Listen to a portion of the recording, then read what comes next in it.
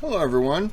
So this is another but different Kings and Generals 7 Other Wonders of the Ancient World. We just saw the last one and I uploaded one about Alexandria, which was new. So let's get into this one. If you haven't seen the last one, I don't think you'll miss anything, but it's 7 different ones.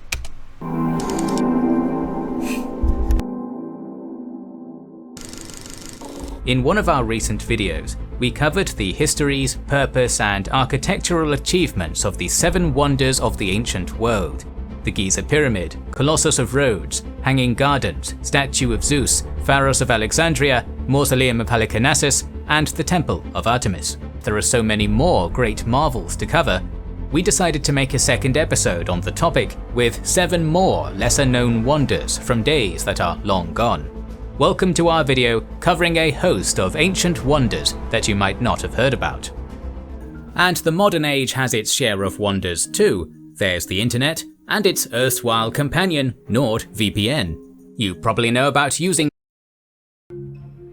Match me with such marvel save in eastern clime, a rose-red city half as old as time, goes the final couplet of John William Bergen's Petra.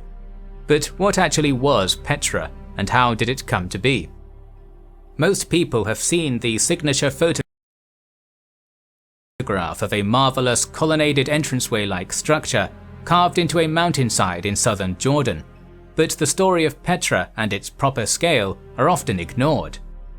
With an area of over 100 square miles between and within a series of mountains and hills, Petra was the capital and greatest city of the ancient Nabatean kingdom, a mercantile Arab realm located in the northwestern part of Arabia. Over the course of 400 years between the ages of Ptolemy I and Trajan, Nabatean rulers seized control over vital trade routes and became prodigiously rich as middlemen in the trade of vital products such as incense. This phenomenal wealth allowed Nabatean rulers to construct the magnificent buildings and monuments that we see at Petra today. When modern visitors arrive at the complex, they travel through a kilometer-long gorge known as Al-Sik in the southeastern segment.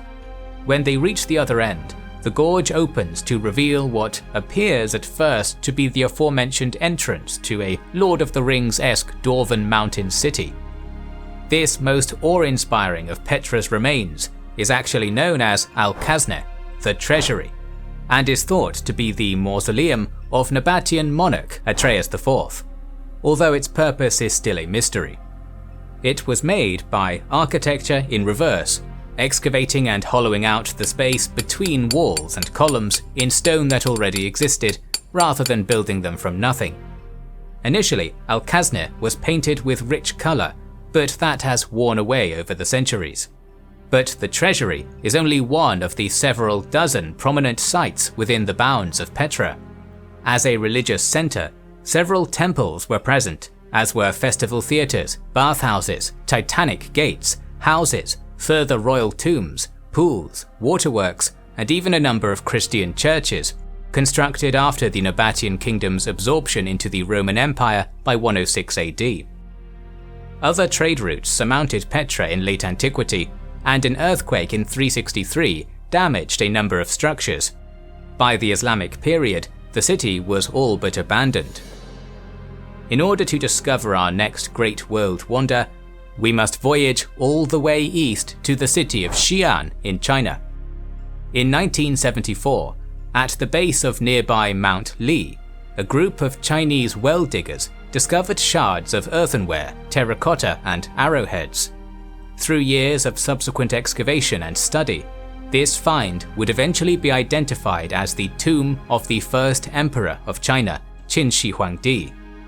This imperial grave was, according to Edward Berman, conceived on a scale more massive than any other monument at that stage of human history. Throughout his notoriously stringent reign, the emperor employed a total of perhaps 700,000 conscripted labourers to construct his magnificent tomb complex.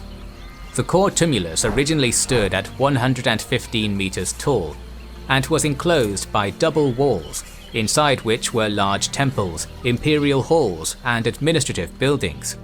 But the most iconic feature of the emperor's tomb is undoubtedly the army of so-called terracotta warriors, discovered to the east of the primary mound. Although discovered in many pieces, like a giant jigsaw puzzle, each of those pieces was astonishingly well preserved, a fact which allowed restorationists to piece them back together. Over 8,000 figures have been discovered and rearranged so far, each one possessing individual details such as hand position and hairstyle. This includes 130 chariots drawn by 520 horses, and a further 150 horses for cavalrymen. The presence of terracotta civil officials, acrobats, strongmen, poets, and musicians indicates that it was designed to give Qin Shi Huangdi everything he might need in a life after this one. Dashing back over to the chief land of all antiquities, Egypt, we find an extraordinary gem which is often lost among the more well-known sites. In September 1900, a stone-hauling donkey misstepped and fell into a hole in the ground. Its owner sent word to the local Alexandria museum that he had broken open the vault of a subterranean tomb. Tired of bogus finds, the curator sent his assistants instead, but what they found, the so-called catacombs of Kom el-Shokafa, would occupy that curator for the rest of his life. Archaeologists believe that this catacomb was used since the 2nd century AD as part of a necropolis on Alexandria's western side to intern the dead for the next 200 years before falling into disuse as the Roman Empire fell on hard times. Perhaps the most stunning aspect of this particular complex is the close intermingling of Egyptian, Greek, and Roman styles of art, and even method of burial. From the remains of what was probably a funerary chapel of some kind runs a windowed 6-meter wide shaft traversed by a spiral staircase, which leads into the tomb itself about 10 meters underground. Between the base of the stairs and the top underground level, there is a foyer area with stone-carved chairs where visitors might have rested. A brief passage from there would take a visitor to a circular antechamber, which is itself adjacent to the triclinium, a banquet hall used in feasts to honor the dead. After descending a flight of stairs from the rotunda room, a visit would pass a pronaos, or colonnaded porch, into a labyrinth-like series of corridors containing burial niches on either side. This section resembles something like a traditional Greek temple, and it serves as the main area of the entire catacomb. Below this middle tier, there is a third level containing even more burial niches. However, this entire section is flooded and inaccessible. Unique art engraved into the middle level of the tombs is what truly makes the catacomb a wonder. One author said that the catacomb was visible evidence of an age when 3 cultures, 3 arts, and 3 religions were superimposed upon Egyptian soil, a fact which makes it unique in the ancient world. Also unique in its diversity of civilizational influence is what may be perhaps the most well-known but misunderstood institution in all of Alexandria, the Great Library. Its point of origin was the early Hellenistic period, when Ptolemy I commissioned Demetrius of Phalerum to establish a library at his capital. It would be a grand universal nexus of scholarship where all written works of the world would be assembled. In a greater library precinct, which was probably but not certainly located next to a port near the central city, were 2 distinct institutions with a broad overlap of purpose. The Museion, or museum, dedicated to the Muses, was the equivalent of what we might describe as a research institute, which brought together great scholars. Then there was the library itself, a place of books and scrolls, which expanded by the patronage of Ptolemy's successors to become the world's greatest collection of knowledge. Ptolemy III is said to have treated with the other kingdoms and empires across the world, asking them to lend their books for copying into his universal library. Galen also tells us that Alexandrian customs officials were ordered to confiscate any books that were found on any ship coming into port. So by 250 BC, It possessed over 400,000 multiple work scrolls and another 90,000 single scrolls. What if the books that they're getting aren't in their, I mean, they're not going to be in their language, so how do you still read them? How do you transcribe it into a language that you would understand? Or do you just hope that somebody might come with those books that would help? What's the process? Because if you gave me a French book, I could write it. I could, write that. I just wouldn't understand what I was transcribing. Just asking.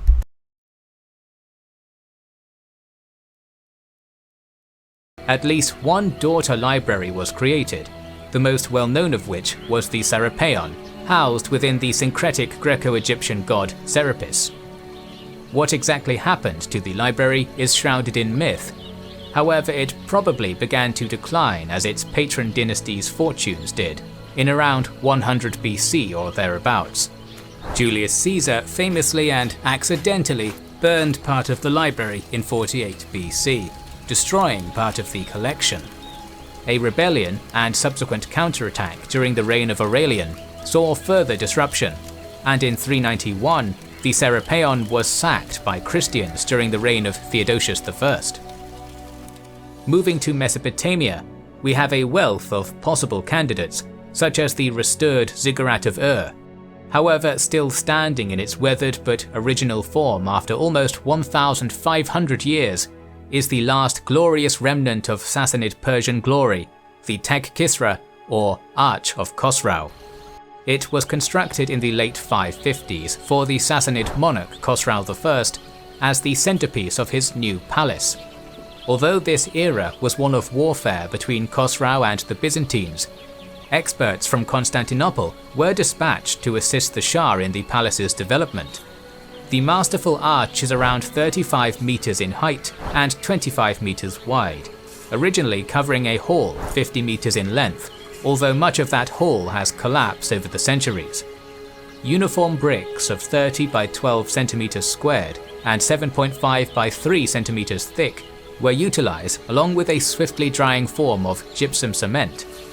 To construct the lower walls, these bricks were laid horizontally and then turned to tilt on their edge for the arching section itself, a sophisticated architectural method known as the pitched brick technique.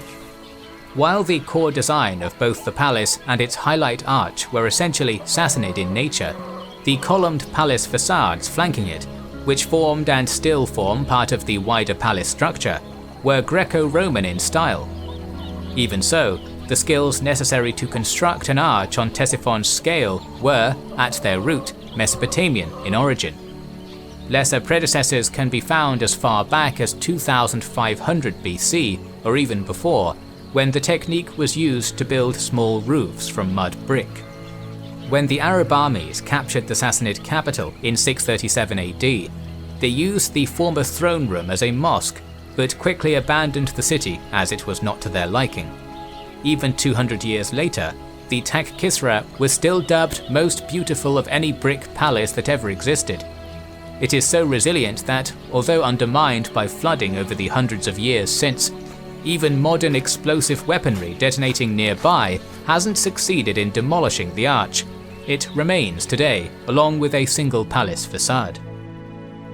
In about 1850, far to the north of Ctesiphon, on the upper reaches of the Tigris River, English explorer Austen Henry and his staff unearthed a series of depository chambers designed to store engraved tablets, a traditionally Mesopotamian equivalent of paper books. This hoard on the site of Old Nineveh, which was expanded in subsequent excavations, became known as the Library of Ashurbanipal. Ashurbanipal, king of the Neo-Assyrian Empire, is most notorious as a brutal conqueror and military leader. But this last great monarch of Assyria also repeatedly and proudly boasted of both the depth of his knowledge and the sheer quantity of topics he was versed in. Many palace reliefs of the king include his depiction with a writing stylus tucked into his waist belt as a symbol of his intellectual nature. Over years, Ashurbanipal collected over 30,000 clay tablets, authored by himself and by others. When Nineveh was torched by the Medes and Babylonians in 612 BC, the clay tablets were baked harder by the fire and thereby preserved. The wonder of this bounty of Assyrian cuneiform is not any specific library structure or grand piece of architecture, but the sheer historical value of the discovery. With the discovery of Ashurbanipal's library, thousands of contemporary texts were discovered telling the story of the Assyrians in their own words. Containing pieces of such diverse nature as divination, religious, medical and mathematical texts, among the most precious works found among the tablets was the Epic of Gilgamesh, a work of Babylonian poetic genius. In 2021, the British Museum contains over 30,000 of these recovered tablets. Our final wonder is perhaps the most iconic and well-known. So I'm gonna guess then that the British just took them, or was there an agreement to where they could have them? Because 30,000 of them, you'd think you'd want that in your country. Just asking. So well known that its absence from the list of 7 primary ancient wonders often comes as a surprise: the Colosseum of Rome. The story of this Colosseum, known as the Flavian Amphitheatre, is thoroughly bound in the fall of Augustus's Julio-Claudian dynasty and the rise of the Flavians. Under the last Julio-Claudian emperor, Nero, a section of the Roman city centre, annihilated by fire in 64, was extravagantly put back to use with the construction of the emperor's Domus Aurea, or Golden House. But Nero's notorious excesses and insanity eventually resulted in his demise and civil war, which was eventually won by Vespasian. As part of the first Flavian emperor's program of de-Neroization, he gave back to the Roman people Roman land appropriated by Nero for his own personal pleasures. Although a section of the Domus Aurea remained in imperial usage for a long time after, the site of the last Julio-Claudian's nearby private lake was converted into what we now call the Colosseum. Much of the funding for this mammoth project was garnered from the concurrent conquest of Judea, which had been concluded by Vespasian's son Titus. Over the course of a stable Flavian decade, from roughly 70 to 80 AD, the 190 by 155 metre Flavian Amphitheatre was built in Rome's core with stone and concrete. Its beautiful circular exterior stood 3 stories tall, each possessing a series of arched entrances supported by semicircular columns. The bottom level possessed columns in the Doric style, followed on the second level by Ionic style columns, crowned by ornate Corinthian columns. Within the structure there were seats for over 50,000 attendees, who would have been protected from sun and rain as they spectated by a large awning. These spectators would have been gathered to observe gladiatorial combat, mock hunts, wild animal fights, and even staged naval engagements. Popular entertainment of this kind continued for about 400 years, until the oncoming tide of Christianity and the decline of the Western Empire reduced the Colosseum's usage. It suffered earthquakes, lightning, and was eventually abandoned completely, only used as a quarry for other building projects such as St. Peter's Cathedral and the Palazzo Venezia. We're considering covering more wonders in our future videos, so make sure you're subscribed and have pressed the bell button to see the next video. As he said, make sure you're subscribed to my channel in order to be able to watch those videos, because it's a crime to release them without a reaction. It's a YouTube policy. Okay.